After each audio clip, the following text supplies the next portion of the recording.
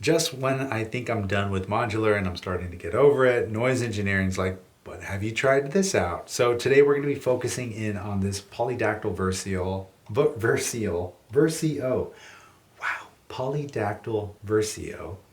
It's a multi-band compressor by Noise Engineering, and it's incredible.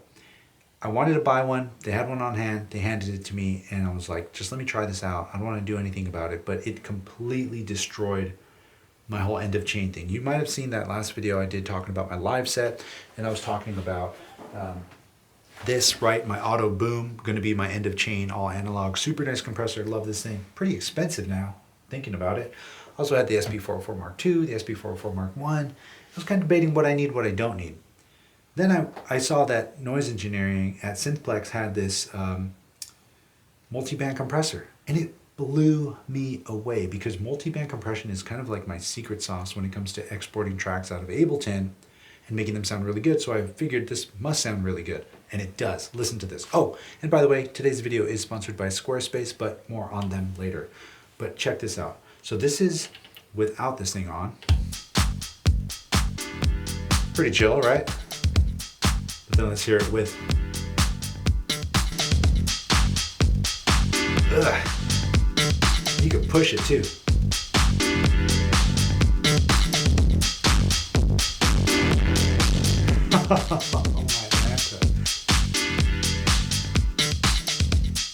Without it.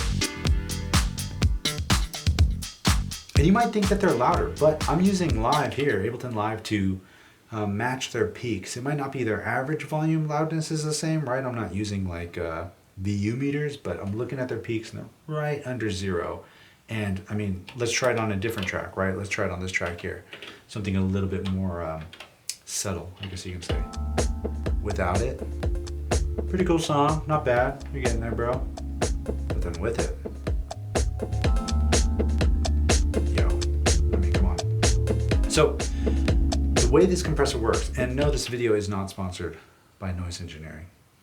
I just love this thing. And again, it just cracked me up that I'm back in this crazy little mini world of mini modular setups.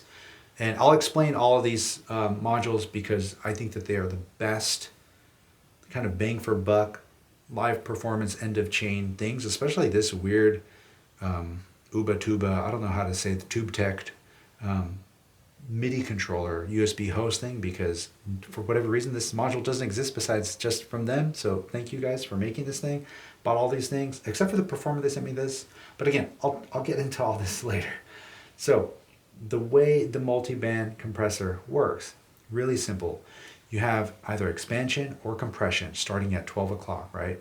You push it to the right, you're kind of lowering the threshold on your compression, and then these room knobs, I guess they kind of work for room, but what it's doing is it's pushing that signal of either low, mid, or highs into the compressor. So if we were to listen to, let's say, this first track again, but I'm going to mute the sample, and then let's do a simple beat like this one.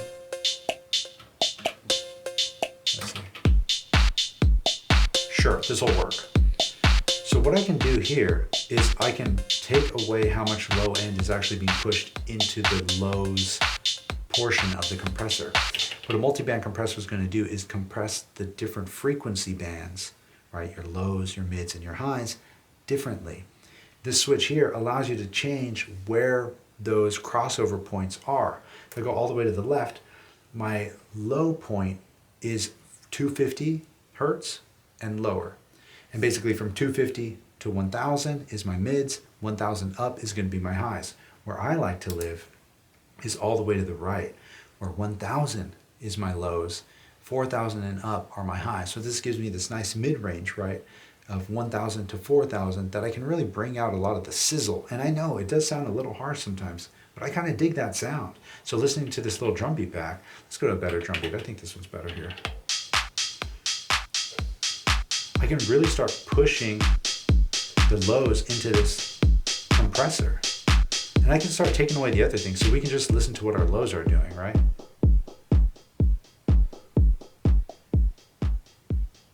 Okay, and now we're getting into the expansion territory.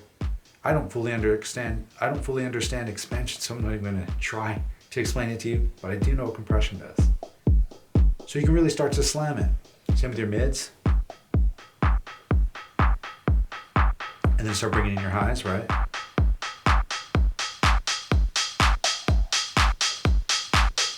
Bring those mids down a little bit. And you can hear when I start to squash the highs, it sounds like they're getting louder, but that's because it's bringing up the quieter signals in that frequency band. It's bringing those volumes up while keeping the high volumes the same. It's just bringing everything else up, so it sounds louder. It sounds like the sounds are getting longer in a weird way. Right, so this is just a rough example, but let's hear it without this. And you can, this is all relative. You can say maybe these kicks sound a bit better because they're a little more punchy, they're a little cut through the mix a bit more. But the hi-hat, the little up, cowbelly woodblock, that sound kind of gets lost. Maybe we bring back our mids a little, bring back our highs a little, and then you start turning up your saturation. If you want to get just super gnar with it, you can, right? Another weird, interesting thing, they have cut, which is kind of like it's kind of like a gate, right? A noise gate. If I flip this all the way to the left, you can hear that there's a little bit of a hum, a little bit of a buzz. I think it's some of these digital modules that might be creating that. So putting this onto some removes that noise when nothing is playing. Of course, it's not going to remove that noise when things are playing because that's not how a gate works. And then if I turn this all the way to max, it kind of really fights hard to let sounds come through, especially if there is a sample.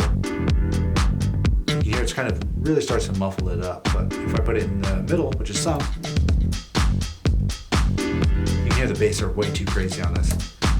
So between some and none, doesn't really make a big difference. But let's kind of dial this back. I've kind of been finding this little sweet spot right here. So I want just a little bit of saturation. Right, you can really start to push it. So let's see what this is.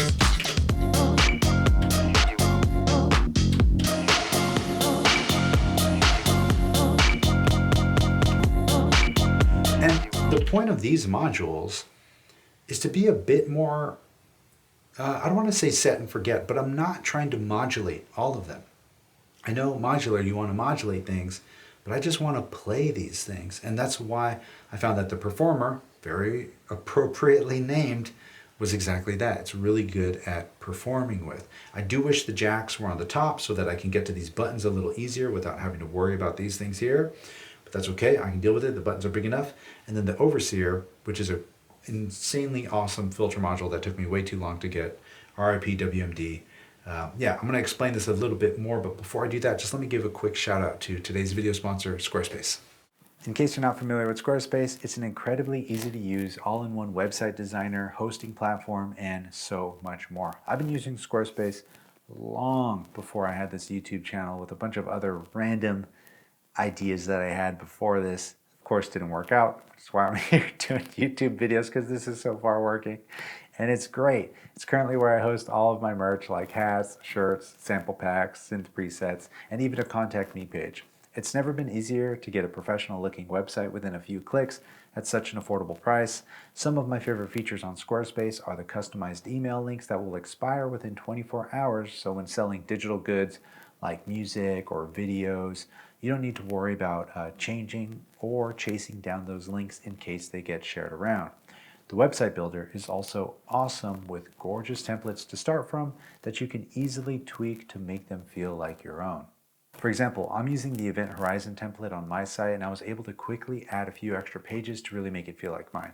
And trust me, I've said it before, but I'd never be able to make a site look this good on my own. And lastly, one of my favorite features are all the extensions and integrations that Squarespace has with third-party companies that help you run your business or your brand.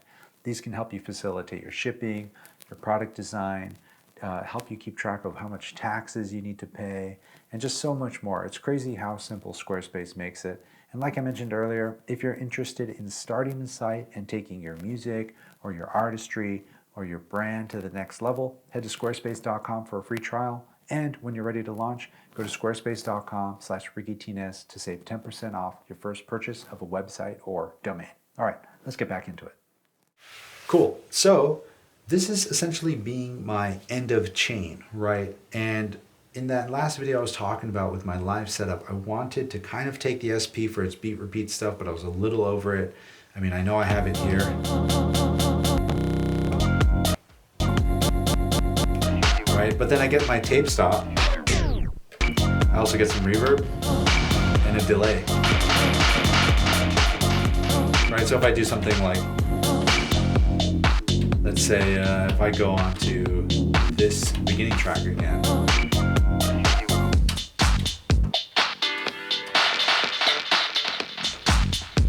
Fun little, or I can do the, right, so it's SP enough. I'm not expecting to go too crazy on it. And at the same time, the reason I put this together was because I needed to have this Polydactyl Versio because it sounded so good. So I said, all right, let's give myself 40 or 42 HP, see what I can build out of it. And this is what I came up with. The Overseer is an incredible DJ style filter, which I use a lot when I'm actually playing records. The Pioneer mixers, to the right, high pass, to the left, low pass. And all this stuff comes before the compression because I like the way that the compression kind of changes with whatever effect I'm currently doing, right? It does some weirder, crazy stuff too that personally I'm not going to get too much into because I know I can flip this switch and essentially it's allowing me full control over the high pass and the low pass filter. So I can set this up however I want, but it's also relative to where this master knob is at. So if I have our high pass maybe here, our low pass all the way open, I can kind of create these new shapes that aren't as drastic as fully wiping out all the frequencies, right? Versus going here, and I can just go to essentially infinity. I mean, it's still there, but you get the idea. It's got this nice big dead zone in the middle too, so it's really easy to get back to. It's not indented, which I wish it was, but whatever, that's fine. You also got the off, so you can just, which is also off on release. So I can hold this down, do this, get ready, press it, and it won't happen until I let it go. So again, RIP WMD, but they were super slept on when it came to really just performative modules. After that, of course, we got the Performer. Like I said before, delay. Listen how sick that is, right? And what's cool, I didn't realize this, but you can set up the reverb, the delay. You can set up all the effects to have a release on the effects signal. Because by default, if I say we have some reverb, and when I let it go, you can hear how it tails out. By default, it's actually set up like this, which kind of sucks. You hear the reverb, and when I let go, it turns off. So in case you got one of these and you're curious, hold down Shift, hold this down, turn this up, and you can set it up to about 5 seconds, but I kind of find the sweet spot around 11 o'clock, right? And this is going to allow it to tail out when I let go. So if I'm doing this, it allows it to stick around. I actually want to do a little longer.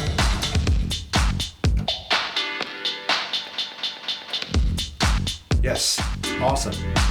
And lastly, filter, some effects, multiband compression, and this module. I was praying to sweet Xenu that somebody would have invented this module, and it exists. It's a USB to MIDI converter. So all I would have to do is get this little dongle, right? 8th to 5 pin, plug this into here, and then I can run any MIDI controller into this, power the MIDI controller, send MIDI into here, convert it to 5 pin, and send that to my Octatrack. From this, I don't need to buy a Kenton. Those Kenton USB MIDI host things, those things are expensive as hell. and it's a separate thing. You need to get power for that. So I was like, please, I got space in the case, and let's make the case that I can use that space. I'm just trying to rhyme here. It's not working. I'm going to stop ahead of myself. I would just want to make use of the space that I have so it exists. And this is by, it's called MIDI USB Bridge A. Super clever name by Ubatuba or Tubateca. I don't know how to say the name. I got links to all this stuff down below in case you're interested. But thank you so much for making this. And I'm super excited to just use this live. I got my headphone out here in case I need it. This is going to be going to house, right? These are all balanced outputs if I want them to be super clean.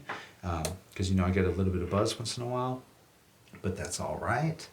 So I think that this has really replaced, I know I'm getting up everywhere, but I think that this little case setup is the perfect combination for me of performance effects, an insanely good sounding compressor in a small footprint that can also power my USB and convert that USB MIDI controller, which by the way is going to be a Launch Control XL, to MIDI 5-pin and control my Octatrack, all from one little case.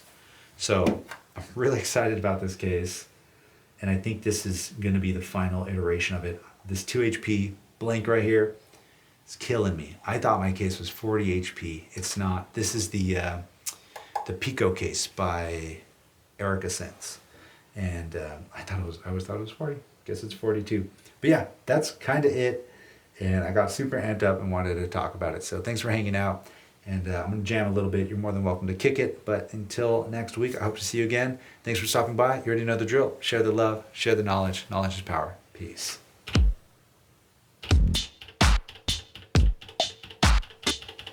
Okay, enough of that. Let's go.